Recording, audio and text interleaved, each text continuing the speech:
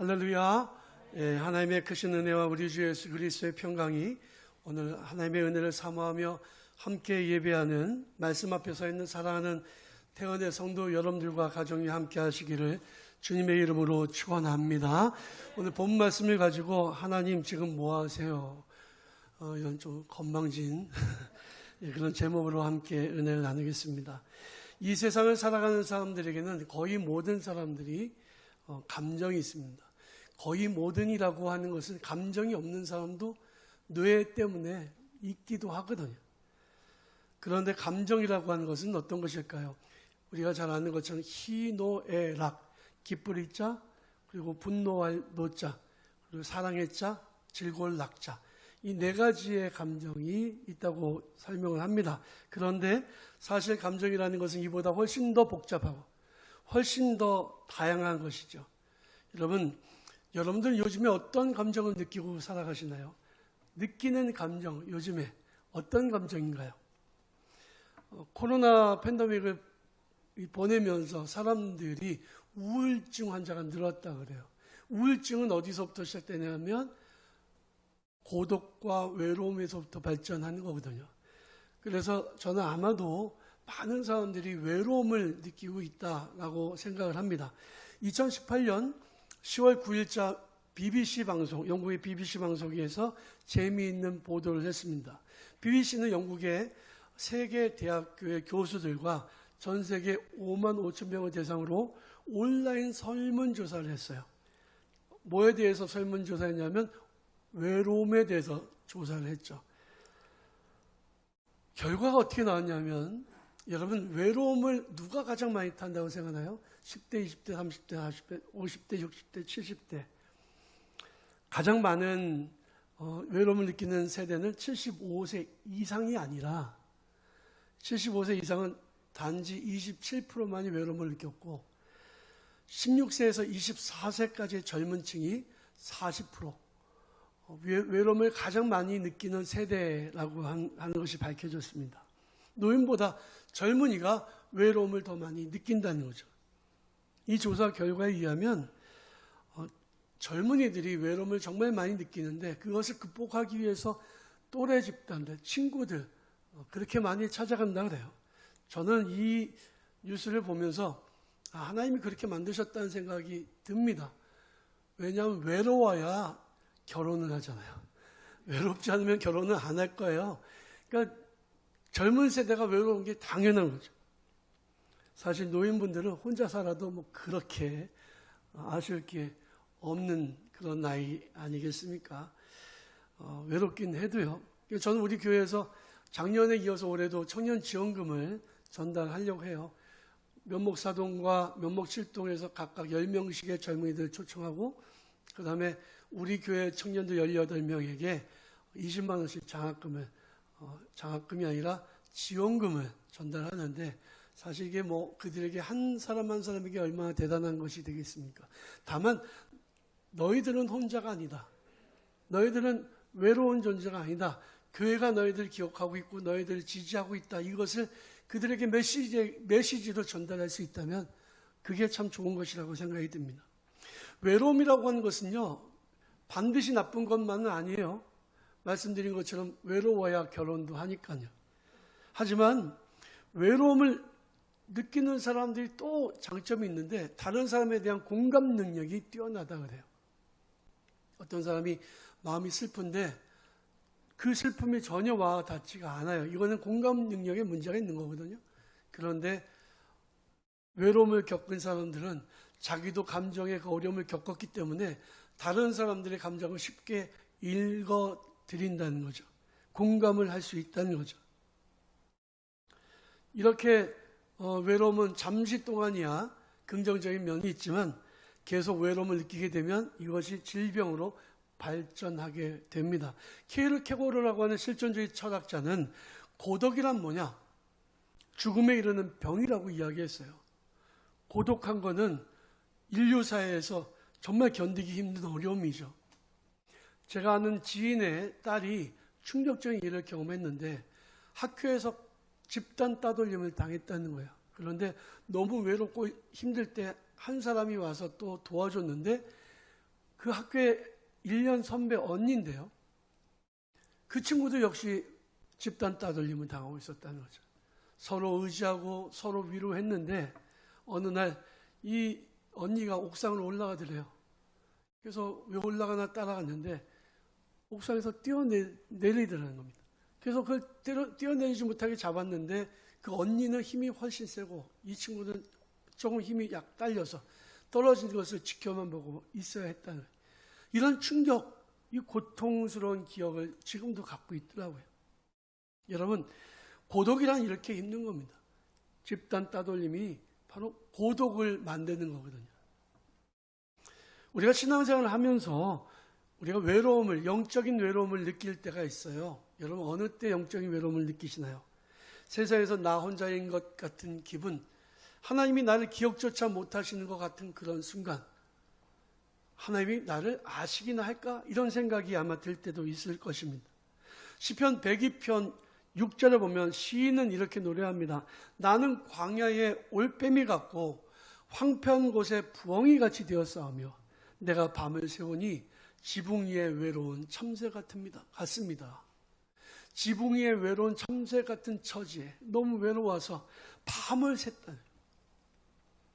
하나님의 사람들도 외로울 때가 있습니다. 영적인 외로움을 느끼게 되는 여러 가지 이유가 있는데요. 두 가지만 말씀드리면 첫 번째로는 고난이 겹치고 힘든 일이 많아지면, 괴로운 인생길을 나 혼자 간다 이런 생각이 들면 외로움을 느끼게 되죠. 엘리야는 이스라엘의 예언자였습니다. 그가 예언을 하고 하나님의 놀라운 기적을 그 땅 가운데 베풀었지만 아방의 부인인 이세벨이 그를 죽이겠다고 하니까 도망을 쳤습니다. 하나님의 산인 호렙산을 향해서 그냥 주랭랑을 쳤는데 가면서 그의 마음은 너무 큰 외로움이 있었어요. 하나님을 위하는 선지자가 나밖에 없구나. 나밖에 남아있지 않구나. 다 죽었구나. 이러고서 하나님의 산인 호렙에 갔습니다. 거기서도 하나님을 만났을 때 하나님의 선지자는 다 죽고 저만 살아남았습니다. 라고 하나님께 이렇게 말씀을 드리는데 하나님 뭐라 말씀하시냐면 바알에게 무릎을 꿇지 않은 사람 7,000명을 내가 남겨두었다. 라고 말씀하셨어요. 엘리야는 외로움을 겪었던 겁니다. 너무 힘들었습니다. 목회자가 겪는 이런 외로움을, 이 고통의 시간, 고독의 순간을 엘리야 컴플렉스라고 이야기합니다. 이런 전문 용어가 있어요. 목사님들도 외로울 때가 있습니다. 고난과 역경이 계속되면 외로워지는 거예요. 영적으로도 외로운 거예요. 두 번째로는 하나님과의 친밀감이 없으면 영적인 외로움이 찾아오게 됩니다. 자꾸 만나야 좋은 거지요. 자꾸 안 만나면은 친밀감이 사라지잖아요. 그럼 그 사람하고 거리가 멀어질 수밖에 없잖아요. 하나님도 마찬가지입니다. 우리가 하나님을 자꾸 만나고 기도하고 예배하면 친밀감이 생겨요. 그럼 영적으로 채워집니다. 영적으로 외로움을 느낄 틈이 없어요. 그런데 어떤 이유로든지 간에 주님과 거리가 멀어지게 되면 그럼 친밀감이 사라지게 되고 영적으로 고독함, 영적으로 외로움을 겪게 됩니다. 하나님과의 관계가 멀어지면 영적인 외로움이 찾아오게 돼요. 그래서 우리는 이렇게 말해야 할 때가 있죠. 하나님, 지금 어디 계세요? 하나님, 지금 뭐하고 계세요? 하나님, 제가 이렇게 어려움 당하는데 이 어려운 일을 당하는 나를 그냥 내버려 두시나요? 하나님 계시기나 하는 거 하시나요? 그런데 우리가 정확하게 알아야 될 게 있습니다. 그것은 뭐냐면 하나님이 나를 내버려 두신 게 아니라 내가 하나님과 거리가 멀어졌다는 거예요. 하나님과의 관계는 내가 설정하는 겁니다. 내가 하나님 앞에 가까이 나아가면 기도의 자리에 더 나아가고 예배의 자리에 더 나아가면 하나님과의 친밀감이 더 깊이 생기게 되고 하나님과의 친밀감이 가까이 생기게 되면 깊어지면 영적으로도 충분히 채워집니다. 기도 안 하는 사람들이 불평하는 거예요. 예배 안 드리는 사람들이 왜 하나님 살아계신다면서 나에게 이렇게 하시냐고 원망하는 겁니다. 오늘 본 말씀의 주인공이 다윗입니다. 다윗은 오늘 본문 말씀에서 놀라움을 표현하고 있어요. 와! 이거예요. 하나님 정말 그러시네요. 대단하시네요. 놀라움을 표현하고 있는 거예요. 이게 나이가 들어가면 감동도 사라지고, 이게 공감 능력도 떨어지고, 아멘도 안 하고. 여러분, 다윗은 정말 놀랐어요. 하나님이 이런 분이셨나? 어떻게 놀랐는지 한번 여러분들과 함께 생각하고 은혜를 나누기 원합니다. 첫 번째로는 하나님은 나에 대해서 완벽하게 파악하고 계신다는 것을 알았습니다. 여러분, 우리 옛날 노래, 그런 노래 있잖아요. 네가 나를 모르는데? 나도 나를 모르는데 그랬나요? 네가 나를 알겠느냐? 이런 노래 있잖아요. 여러분들 자기 자신에 대해서 아십니까? 내가 말이 툭 나왔는데 내가 왜 이 말을 나왔지? 내가 왜 이런 행동을 했지? 분명히 이런 상황에서는 그런 말을 하면 안 되는데 나와요. 그런 행동을 하면 안 되는데 나와요. 왜 그럴까요? 내 안에 자아가 작동을 하는 겁니다. 근데 나는 나 자신에 대해서 완벽하게 모르는 사람들이 많거든요. 그런데 하나님은 나에 대해서 완벽하게 알고 계시다는 거예요. 다윗이 그 사실을 깨달은 거죠. 숨은 동기도 아시고, 자기가 왜 죄를 저지르는지 그것도 아시고, 자기 마음속에 있는 외로움과 고통, 이거 왜 그런지 주님 아신다는 거예요. 놀라움이죠. 하나님이 나에 대해서 아시는 이유는 나를 살펴보시기 때문입니다. 내가 어머니 뱃속에서부터 내가 조성된 그 순간부터, 오늘 길어서 읽지 않았지만 내가 어머니 모태에서 조성되는 그 순간부터 나를 보셨으며 라고 시인은 노래하고 있어요. 하나님 나를 어머니 뱃속에서 세포 분열한 그때부터 다 보셨다는 거예요. 그리고 나에 대해서 모르시는 게 하나도 없어요. 기록들이 다 남아있는 겁니다. 너 뭐 했지? 너 이런 일을 했지? 다 아신다는 거죠. 하나님 나를 보고 계신다고요? 와, 믿을 수 없는데. 여러분, 빌립이 자기 친구 나다나엘을 예수님께로 데려왔잖아요. 친구한테 와서 봐. 우리 예수님 너무 좋으셔. 그래서 예수님 앞으로 나다나엘을 데려오는데 예수님께서 나다나엘을 보실 때 딱 이렇게 말씀하셨어요. 이는 참 이스라엘 사람이니 그 안에는 간사함이 없다. 굉장히 큰 칭찬이에요. 나다나엘이 기분이 좋았는데, 아니 선생님 저 언제 보셨다고 저에 대해서 이렇게 말씀하십니까? 저 아세요? 그렇게 놀라서 질문을 했죠. 그때 예수님께서 이렇게 말씀하십니다. 빌립이 너를 부르기 전에 내가 이미 무화과 나무 아래에서 너를 보았다. 여러분, 무화과 나무 아래에서 무슨 일이 있었는지는 나다나엘만 아는 겁니다. 은밀한 일이었을 거예요. 아마 하나님 앞에 기도하는 기도의 내용이었을 수도 있고, 자기만의 어떤 그 중요한 일을 계획하고 있었을지 몰라요. 아무도 모르는데 예수님이 바로 그 사실을 지적하시는 거예요.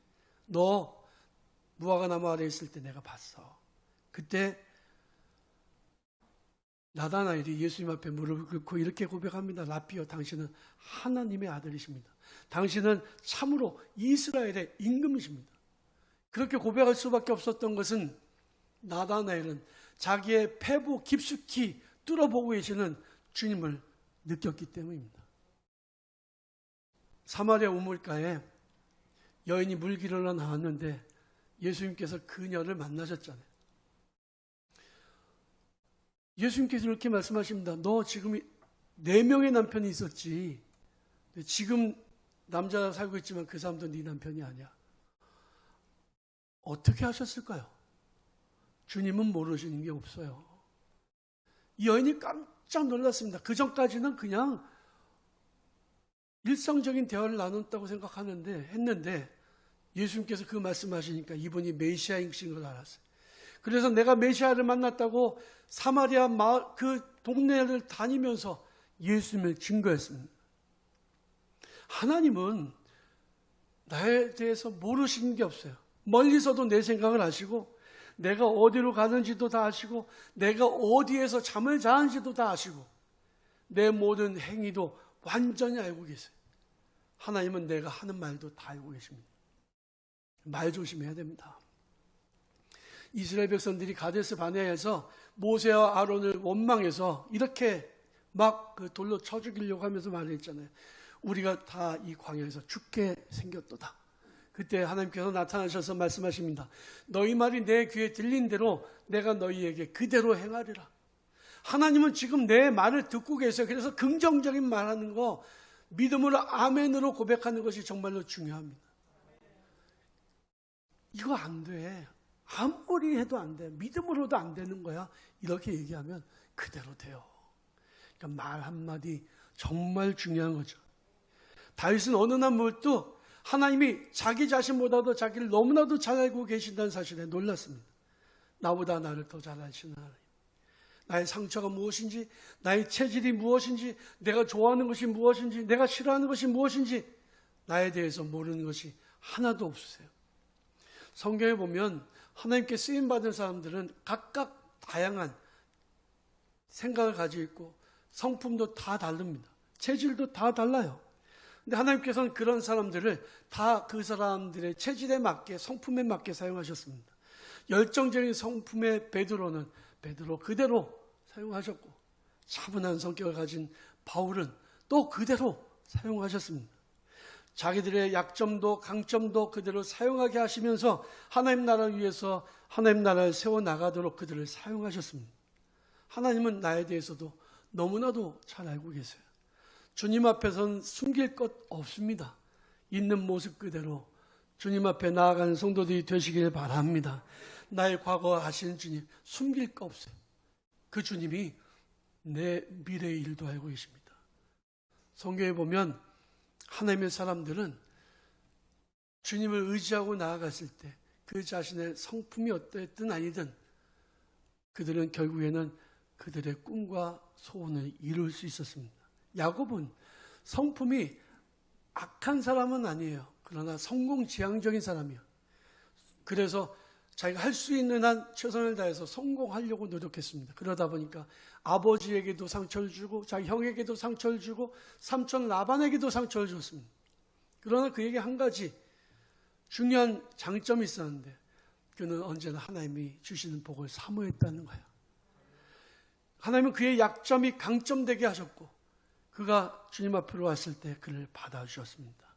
사랑하는 성도 여러분, 믿음을 가지고 있는 모습 그대로 주님 앞에 나아가 모든 것 아시는 주님 앞에 여러분들 자신을 맡기시는 복된 태연의 성도들이 되시기를 바랍니다. 둘째로 하나님은 어디에나 계시는구나, 이 사실을 다윗이 깨달았어요. 하나님은 어디에나 계시죠. 안 계신 곳이 없습니다. 우주를 창조하신 하나님이 우주보다 크신 게 당연하지 않겠어요? 그러니 우리가 어디에 가 있다고 하더라도 주님은 그곳에도 계시는 게 당연한 거예요. 하나님은 온 우주에 가득하십니다. 그런데 사람들이 그래서 착각하게 되는 것은 하나님 너무 크시니까 나 같은 것은 신경도 안 쓰실 거다. 내 곁에 계시지 않을 거다. 이런 생각합니다.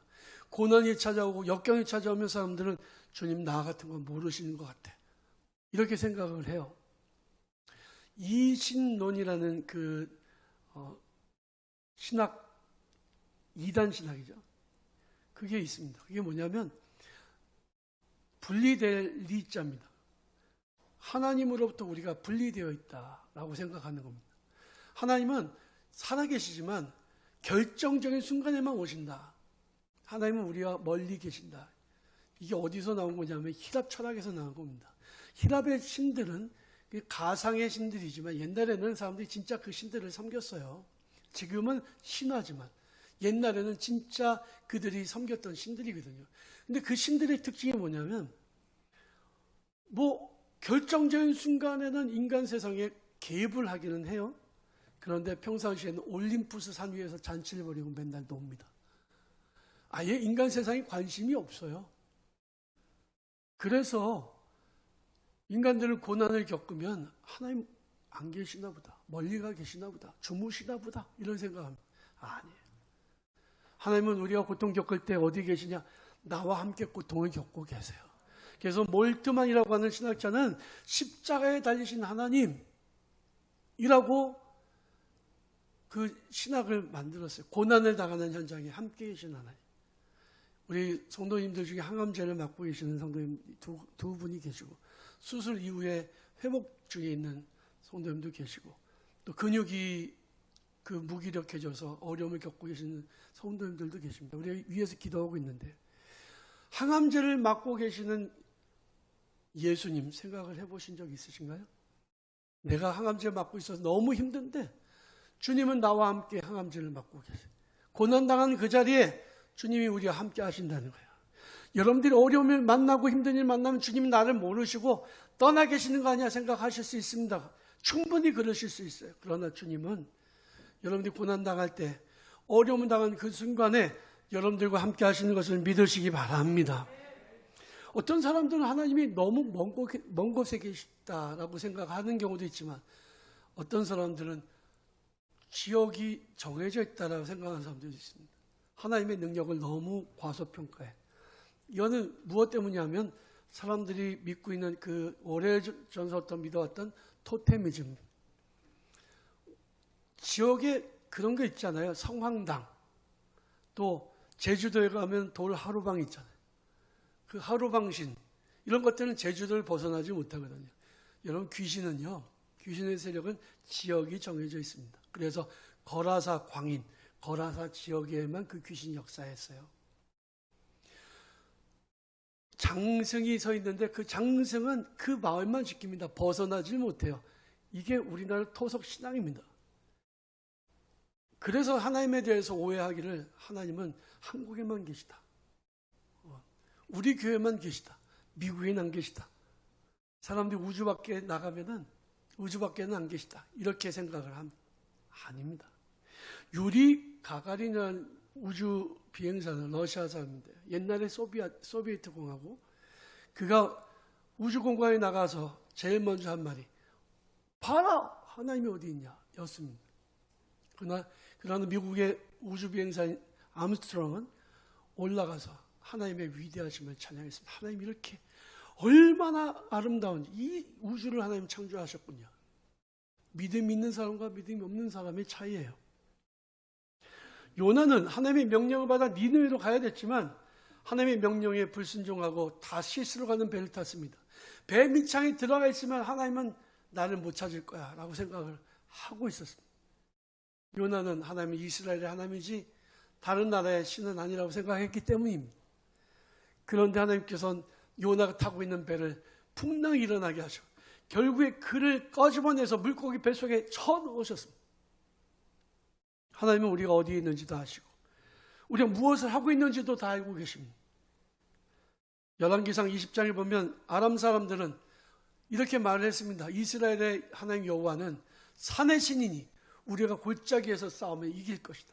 하나님이 말씀하십니다. 내가 골짜기에서도 그들을 진멸하리라. 하나님의 말씀대로 그렇게 되었습니다. 하나님 우주보다 크셔서 어디에나 계시지만 지금 이 순간에도 하나님의 은혜를 사모하며 예배하는 우리들 가운데 여러분들 곁에 계신다는 사실을 여러분 믿으시기 바랍니다. 그래서 시인은 다윗은 내가 주의 영을 떠나 어디로 가며 주의 앞에서 어디로 피하리이까. 내가 하늘로 올라갈지라도 거기 계시며 수월에 내 자리를 펼지라도 거기 계시리이다 라고 고백을 했어요. 이게 바로 임마누엘 신앙입니다. 세 번째로 다윗은 하나님이 언제나 자기를 인도하시고 붙들어 주신다는 사실을 분명히 깨닫고는 놀랐습니다. 자기가 가는 길 어디나 하나님이 함께 하신다. 거기서도 주의 손이 나를 인도하시며 주의 오른손이 나를 붙드시리이다. 다윗은 이렇게 고백했어요. 우리가 시편 23편에 보면 여호와는 나의 목자시니 내게 부족함이 없으리로다. 그가 나를 푸른 풀밭에 누이시고 쉴만한 물가로 인도하시는도다. 내가 사망의 음침한 골짜기를 다닐지라도 해를 두려워하지 않을 것은 주께서 나와 함께 하심이라. 주의 지팡이와 막대기가 나를 안위하시나이다 라고 고백을 하고 있어요. 하나님은 언제나 나와 함께 하신다. 이게 얼마나 우리를 든든하게 만들어주는 거예요. 다윗은 평생 수많은 적들에게 쫓기고 고통을 받았습니다. 그러나 그는 언제나 하나님이 자기와 함께 하심을 믿었습니다. 우리가 비록 사망의 음침한 골짜기를 다닌다고 해도 하나님은 그곳에서도 우리를 지켜주심을 여러분들이 믿으시기 바랍니다. 그렇다면 그 어떤 것도 두려워할 이유가 없습니다. 어떤 순간에도 외로워할 이유가 없습니다. 잠시 침묵하는 것처럼, 하나님이 침묵하시는 것처럼 느껴진다면 내 믿음을 달아보기 위함이에요. 하나님은 나를 떠나지 않으십니다. 내가 고통스러운 순간을 만나 살아가고 있다고 해도 무서워할 필요가 없습니다. 주님은 나와 함께 하십니다. 성경 속에 있는 믿음의 사람들은 다 그렇게 살았어요. 요셉이 형들에게 배신을 당해서 노예 상인에게 끌려갔을 때에도 그의 믿음은 흔들리지 않았습니다. 다윗이 자기 아들에게 쫓겨서 왕좌를 빼앗기고 맨발로 도망칠 때에도 그의 믿음은 흔들리지 않았습니다. 사도 바울이 로마로 압송되는 그 순간에 유라굴로라고 하는 거대한 폭풍을 만났죠. 배에 타고 있는 사람들이 다 죽는 줄 알았습니다. 사흘 밤낮을 이 유라굴로라고 하는 풍랑에 이리저리 끌려 결국에는 다 죽는구나라고 생각되는 그 순간에 사도 바울은 기도 중에 하나님의 음성을 듣게 되었습니다. 바울아, 두려워하지 마라. 내가 너와 함께하며 이 풍랑 가운데서도 너와 함께 하신다. 내가 너의 목숨을 지켜줄 뿐만이 아니라 이 배에 타고 있는 모든 사람들의 생명도 내가 보호할 것이다 라고 약속하셨습니다. 하나님은 그 무서운 폭풍우 속에서도 바울과 함께 하셨습니다. 사랑하는 우리 태연의 성도 여러분, 여러분들이 어렵고 힘든 삶을 살아가고 있다고 하더라도 두려워하거나 낙심하지 마시고 하나님이 여러분들과 함께 하심을 분명히 믿고 신뢰하시길 바랍니다. 하나님은 우리의 모든 것이고 또 우리는 하나님의 모든 것이에요. 하나님, 지금 뭐하고 계세요? 라고 하는 이 질문에 하나님 이렇게 대답하실 거예요. 응, 지금 나는 너 생각하고 있어. 나는 너와 함께 있어 지금. 잠깐만 기다려봐. 내가 널 위해서 멋진 일을 이제 시작할 거야. 조금만 기다려봐. 아마 이렇게 우리에게 말씀하지 않으실까요? 주님을 신뢰하십시오. 주님을 의지하십시오. 기도하면서 인내하십시오. 사랑하는 성도 여러분, 그리하여 믿음 안에서 온전히 승리하는 우리 태연의 성도들 다 되시기를 주님의 이름으로 간절히 축원합니다.